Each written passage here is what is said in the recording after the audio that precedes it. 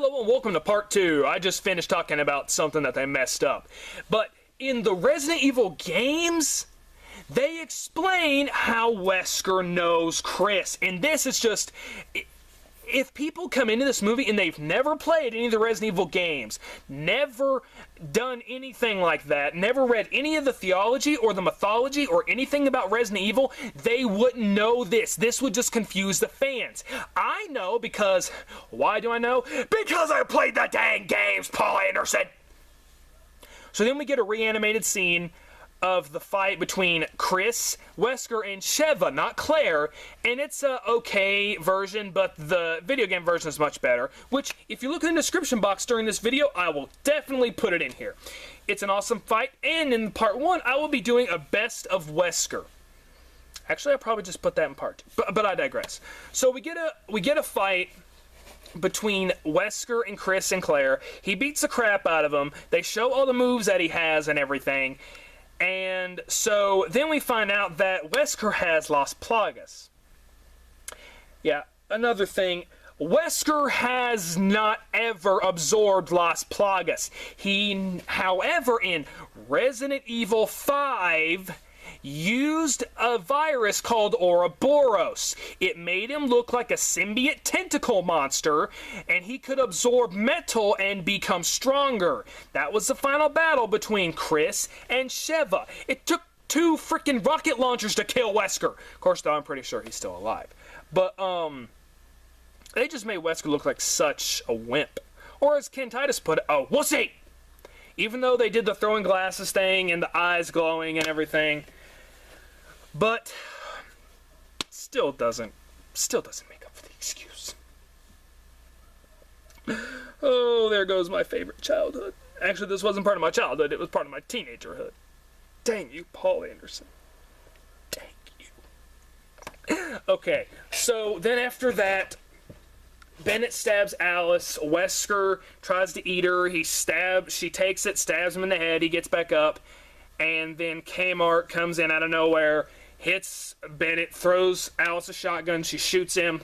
And then he's getting ready to get back up. But then Chris and Claire, after they're released by Alice, just shoot him. I am so sorry, Albert Wesker. They take him out so easily, which is impossible to do. Because he's Albert Wesker. So then, after that, they're like, hey, this is all over. So they lock Bennett in the room. Wesker gets back up because of the accelerated healing because of the T-virus. So then we discover that Wesker's taking off to leave in a plane. Now, this is fine. He escapes. He's all healed. All of a sudden, we hear a beeping go off. Now, in the beginning of the film, Wesker used an umbrella bomb that blew up that nuked freaking Tokyo or Japan. Tokyo, Japan, whatever.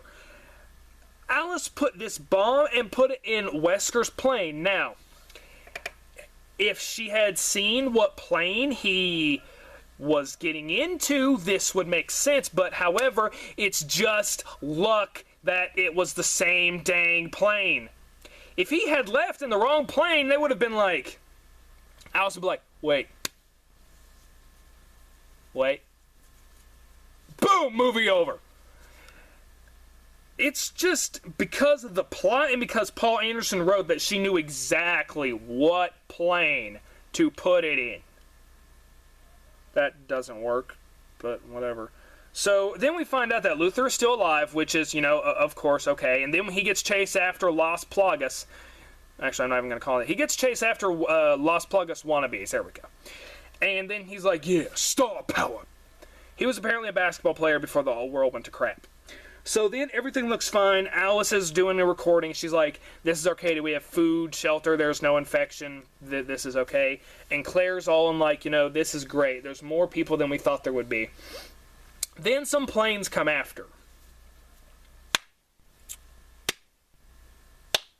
You think the movie's over. No. It shows people in helicopters, but you don't show who's leading them until after some credits. Turns out it's Jill. Jill is the one who is attacking these people. Okay, this only works Actually, no, it doesn't, but the only reason that this somewhat works is because people who played the dang games and who've played Resident Evil 5 would know this. But once again, people who've never played a Resident Evil game in their life won't know who Jill is. And she's like Project Alice, Claire Redfield, Chris Redfield. Guys, you're going to be in the fight of your lives. Movie ends. Now, this did happen in the game. Jill did have the spider thing put on her chest, and she was working for Albert Wesker. The only thing is, it shows what happened. In the game, they find that Wesker is in another mansion. It is a copy of the Spencer estate that is in the first game. It's a clone. They find Wesker after he has killed Spencer.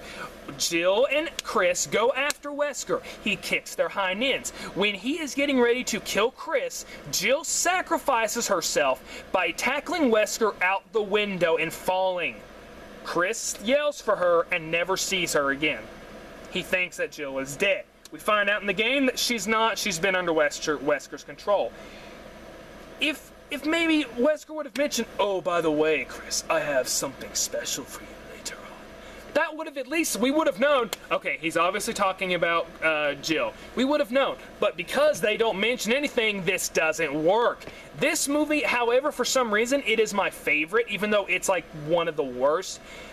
Actually, they're all bad. This one was only reason I bought this one was because of Albert Wesker. Even though they done him horribly wrong, I bought it because they put Albert Wesker in the movie. Of course, he was in Resident Evil Extinction, but at least this time he stood up. Because in a Resident Evil Extinction, he just sat down and talked to her.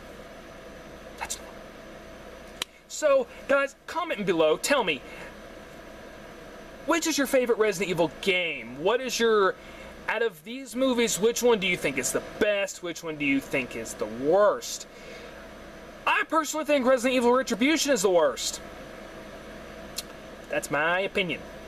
But in the description box, I will be having a Best of Albert Wesker video, which will show that scene that they were making in the movie. Now, if they had made this movie animated, this would have worked. Because in the game, it was animated. Guys, I am Nick Smith. I'm the Phenomenal Critic. Tell your friends on Facebook. Tell your friends everywhere. Tell your friends on whatever you're on. Just tell them about my videos. Tell them about my video game playthrough. Tell them about my videos here. Tell them about nostalgic videos. Tell them about anything. If you guys watch my videos, which I know people do, I have 33 subscribers to prove it. But guys, have a good night and play the games. Don't watch the movies. But this is better than Uwe Ball. I can give Paul Anderson that. I give him credit for Tekken.